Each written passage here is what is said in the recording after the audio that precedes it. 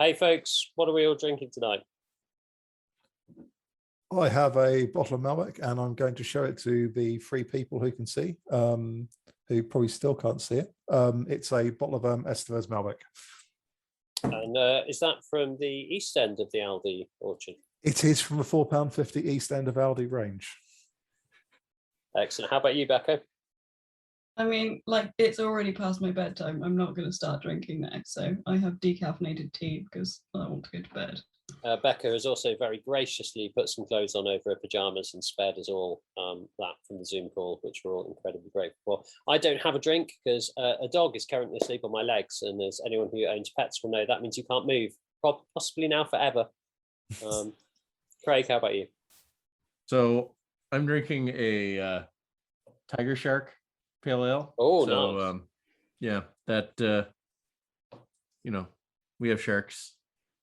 Because this is a podcast, you can't see what I can see, which is the fundamental concept of audio. But Craig just held up a can to Zoom, and because he's got a blurry background on, as you'll know from Zoom calls, it kind of went a bit blurry and unblurry. There was a big shark on his can, and the shark would occasionally jump into life out of the can, which somehow made the shark even more exciting to me there, Craig. Okay. So thanks. And even more excitingly, Steve has been making animated gestures with his hands, and occasionally, because of his background, they disappear and then they reappear again. And I am entirely armless, yes. Right, so let's get on to talking more waffle, but specific waffle about bikes. Where are we this week in the herd racing? ZRL. Let's start with ZRL. Let's talk about Countryside Tour and the random race distances that we'll be doing this week. We are not doing 2 laps or 1 lap. We are, in fact, the A's and B's are doing 43.3 kilometers and the C's and D's are doing 27.5. And this is on a lap which is 15.8 kilometers. I know those of you who have been listening carefully will realize 2 times 15.8 is not 43.3.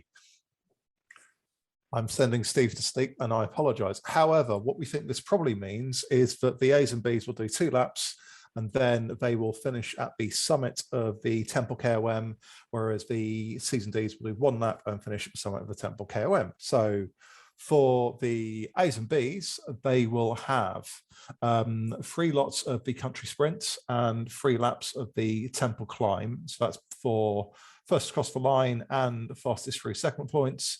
And the C's and D's will have 2 sprints and 2 climbs. So sadly, I'm not drunk enough to just chant bike change for the entirety of this segment, but I understand this com is the one that goes up the gravel. So bike change, question mark? Craig Martin. Bike change. No bike change. No bike change. Bike choice, in which case then? On Aero. I think going back to bike change. So I think because there is actually a lot of tarmac on this route, and yes, there is gravel going up the KOM. I think Tron or Aero for the first 2 laps, and I think probably Tron just because it's a better all-rounder. The first 2 laps, and if you've got a bit of space, do a bike change on the final lap just before you start the KOM. And have a shot at fastest through segment points. So, and I know I ask this every week, and I just generally don't care or remember. But Zwift is fastest through the segment, but it's the fastest of your 3 attempts. So it's the opposite of the incredibly well put together and well thought out herd racing league rules in the summer, James, where it's each go at your segment. This is the fastest attempt. So there is some value in doing a bike change to really have a go at that segment on the gravel bike, I think, or the mountain bike even, because it saves you a lot of time. Yes and no. I think yes if you've got a bit of space around you, but bearing in mind that finishing points are also important, and realistically, if you're well off the front of a group towards the end of a race, you're probably going to struggle to set one of the fastest times anyway. So I think in my position where I tend to struggle to finish top 60, I think that I think I'll be staying with Tron the whole way around. James laughed because I immediately laughed at that comment, knowing that I also struggled to finish anywhere top 60. So Yeah, let's talk about winning and all these things. But people who actually win races, Becca, Craig, you both said no to bike change. That's because you're going to just be off winning races or not racing. I said yes to bike change. James said no to bike change. Oh, I clearly am not listening at all. Please continue with your views, which I have got wrong. No, honestly,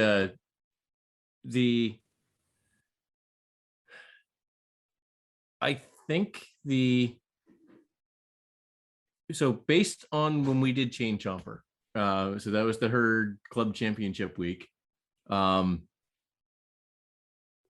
Based on that week, I can't see not doing it unless you have a steamroller to use, because that's the fun complication thrown into this, is that we have the steamroller power up, which is going to make a phenomenal difference on that climb. The 30 seconds basically turning gravel into tarmac, which is huge. Yeah. I think, going to your point, Craig, regardless of or rather forgetting power-ups, I think you lose too much on the tarmac without using a Tron or an aero bike at the start. One of the things that Brent was saying in one of our groups was that he tried starting with a gravel bike and he'd lost so much time by the time he got to the KOM that he was never going to make up that time. Because, I mean, realistically, the gravel bike's probably 25, 30 seconds faster up the climb.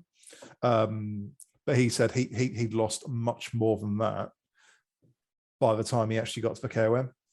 So one of our riders did probably the same race last night, where it's basically a recon of Zeller out, and he started out on the gravel bike and said, no, do not do that next week. So we'll be going Trons in our group. Fair enough.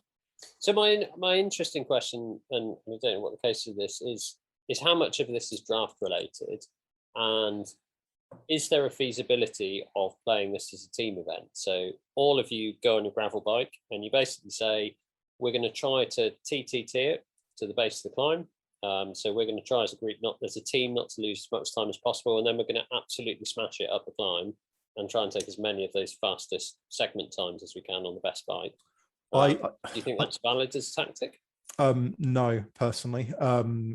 I think realistically, if Brent Robinson's saying that he's getting dropped by more than 30 seconds on a gravel bike, he's a really, really strong B rider. And if he's getting dropped by that much, then regular Bs will be getting dropped by a lot more. Like we'll catch it. We'll talk about it in a minute. But he was pretty much in the front group at the end of the HWR race tonight, and that was a seriously strong front group. So if Brent's saying he's getting dropped by more than 30 seconds on a gravel bike, even if you do it as a team, I don't think it's a viable strategy. So we did promise in our pre-chat that we weren't going to talk about bike choice for 20 minutes. So let's draw a line for that. But I think interestingly, power-up choice could be interesting here. And Craig, you've already alluded to this, but the steamroller is a really effective power-up. It is, and I love the dramatic pause you gave us there. We ran into that on Beach Island Loop in season 3, but no, it's on spots where you've got dirt or sand. The steamroller is a really big difference. So I think it's even stronger than it was on Beach Island Loop. Yeah, well, I think it's steeper. Yes and no. It was really incredibly effective there because it was on the one place that you were going to attack anyway, and that was the place that had dirt. So I think that almost made it more of an effect there. But no, it was very much a killer power up there, and I think it's going to be here, certainly with respect to lap times.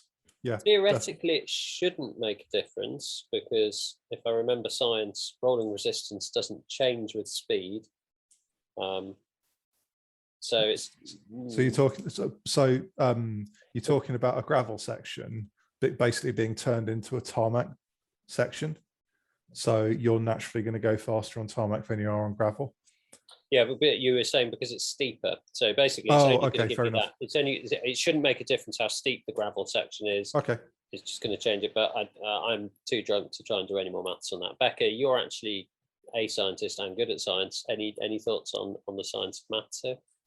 Yeah, I do genetics. This is in no way related whatsoever. The last physics I did was like high school. So G, C, T, or A, which is your favourite? That's a genetics joke. Right, let's move on to the Herd Racing League. James, where are we this week?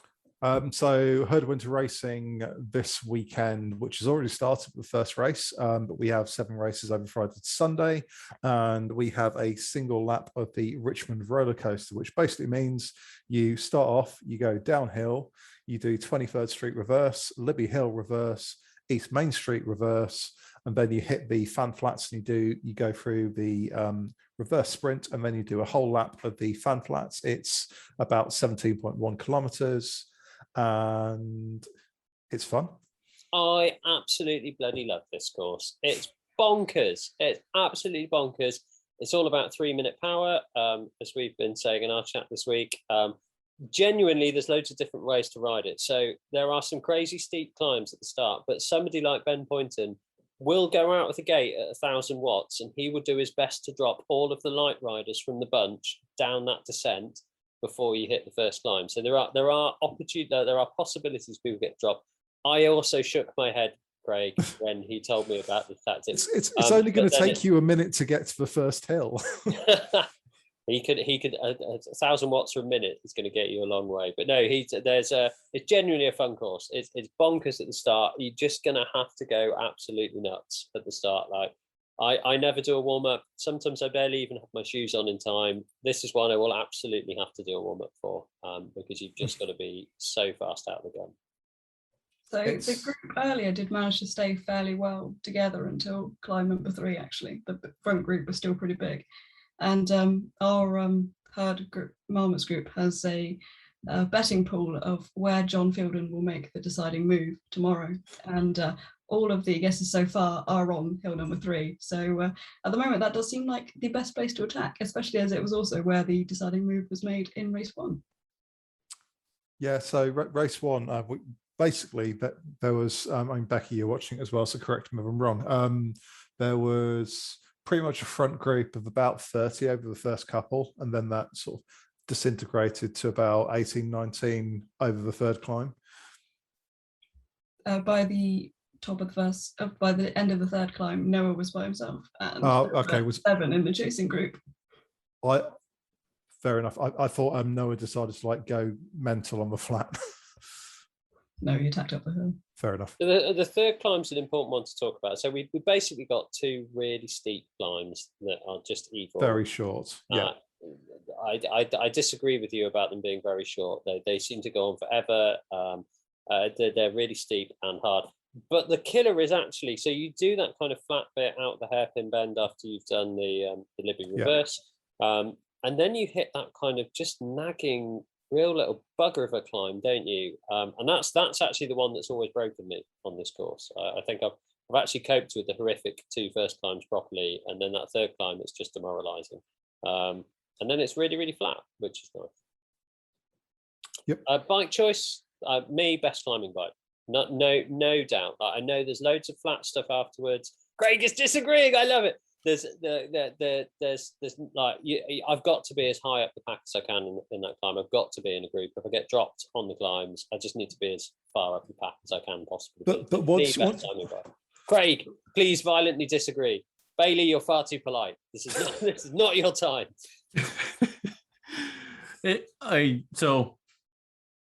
Actually, Steve, on second thought, you might be partially right. No, stop being polite. Disagree. So no, it is a trade-off on you need to be with the group, but you also need to be able to stay with a group. And if you've got the best aero bike, you can you've got the descent right after the hill. You can knit together a second. if you have to there, but you're not going to. And this is like genuinely, this is where we're missing data. So I would love to know, and Zwift will never release this, and I understand why, because it tells us too much about their algorithm. But give me let's say a 2-minute uphill and a 2-minute downhill, and all of the bikes across that segment. What is the difference between all of them? And I'd love to know, for example, or just going up the Alp and down the Alp, for example, with your 300-watt 70-kilogram rider. What is the difference between the bikes? And we honestly don't know, do we? So, and that's part of the fun of having this chat. But Becca, what are you going to ride? I mean, I'm not actually racing, but theoretically, if I was, I'd be going for the Tron because that's the obvious choice. I mean, obviously, I will also be on the Tron because I'd never changed my bike. I'm with Becca. I think it's an all-rounder. I think you want something that can climb relatively well. You want something that can descend well, something that you can ride on the flats well. I understand the argument for a climbing setup, but I think as soon as you get to the top of the hill, you're screwed. It's way too much flat at the end. Yeah, exactly. You want to be riding a climbing bike. And the last climb isn't steep enough to warrant it. So you're looking at like 5% for probably 3-4 minutes, maybe a little bit longer, and followed by like 5 kilometers, about 7 kilometers of pretty much pan flat road. Well, the only thing is this, I can never remember which way around the finish line is with this, mainly because I'm just so glad I've got there. This isn't the unclassified climb to the finish line, but there is a slight ramp up to the finish line, isn't there? So this is where Orjan decided to do his amazing sprint from 800 meters when we did a similar route. I think you're confusing routes. So with Richmond Roller Coaster, you basically do what's essentially Richmond UCI reverse.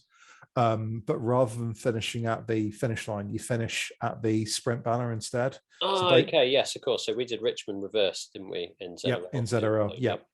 So talk to us about the finish line then, James. So it's a sprint banner. So basically, after you've done reverse 23rd, reverse Debbie, reverse East Main Street, you then come up to a sprint banner, and then technically that's the end of the lead-in.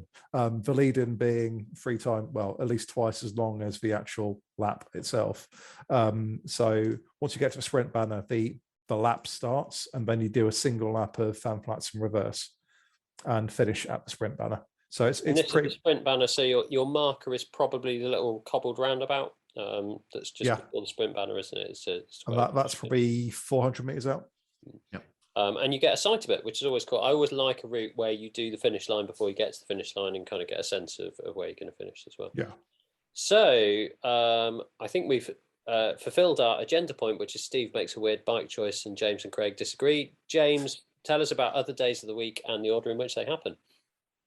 Okay, so this weekend, obviously, we have Richmond Roller Coaster to kick us off. On Saturday and Sunday, we have the final event of the Herd Series, which is 2 laps of the very infrequently used London 8 route. I say very infrequently because I could not, for the love or money, find a stream of anyone actually racing this route in the last 4 years. There were quite a few people that raced it pretty much when the London expansion, I think it's the Surrey Hills expansion, came out about 4 years ago. London 8 is basically, it's got the Mount Sprint reverse and Box Hill on it, so that'll be plenty of fun for everyone. On Sunday and Monday, our climbing series, Herd of Mountain Goats, they have a single climb up Lorraine, which is essentially France, up Petit Combe, and then up probably 2/3 of the Ventop climb. Then on Sunday, Monday, Tuesday, we have an absolute beaut for the Stampede, which is 2 laps of Bologna, which is out and back twice, which is also the same as the New Year's Eve TTT we had last year. And Craig loved it because he had a dropout and he got to catch us by being crazy. And finally, in our multi-lap first across the line points race, it is 12 laps of the Bell Lap, which will be very unpleasant. So initial thoughts, London 8 actually looks like quite a fun route. So yeah, that looks cool. And also Bologna TT, genuinely, not Bologna TT, but the double laps of Bologna, genuinely one of my favourite TT rides, because I think for me, it combines, it's not just a kind of over-under effort and you finish at the top of the hill. You've got that long rest period, you come down, there's a lot of flat. There's a lot for different weights of riders and different styles of riders in this as well. So yeah, really cool TT route. And I think it's a good one, because with a route like that, you can basically empty yourself at the top, knowing that you're going to have a bit of recovery coming down, and then you're probably going to threshold for the rest of the lap until you get to the hill again, and then empty yourself at the top again, and then do the same.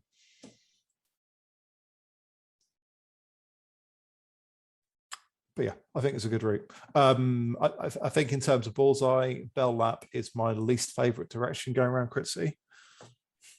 Which way is that? That is the one where the rollers are harder. It's not the one where you go up the cobbled section to the prime banner. Oh God, yeah, I'm with you on that. No, I really like it that way around. Really? I don't know why. Me and Steve did it in Bullseye once, and we were both Bs, and then we dropped back to help the Cs. And then Bowser, who was in the Cs, beat both of us in the Cs. Stupid Bowser. Well, Bowser was a C, but he entered the Bs and he stayed with the front of the Bs. I think Becca was in that race as well. It was. Was this the one where Craig stopped and then finished it like 5 hours later? Yes, that is the one. I was about to bring that up. And I think you beat me, didn't you, Craig? I did. Oh dear. So yeah, it's a stupid course and nobody likes it, is what I'm taking from that one. So James, talk to us about the women's series next. Yeah, so fun news. So the Herd Series is currently over Saturday and Sunday, but that is going to be moved to Tuesdays in between ZRL. So we've got ZRL coming up this Tuesday, and the Tuesday after that will start the 7-week series for the next series of the Herd Series. Whilst that is happening, with the empty gap that is being left by the Herd Series, I can't believe how many times I've said series in the space of 2 minutes. However, there's going to be a women's only time trial series that's put on at the same time that will last for 8 weeks. So that will be week 1 and week 8 will be climbing time trials. First one will be Bologna. I think the last one will probably be Innsbruck, and races 2 to 7 will all be 10-mile flats TTs. So I think it should be good. It does sound fun. Have we got a sensible name for the ladies only ITT event? We do actually have a sensible name. It's going to be called, I need to double check the exact wording.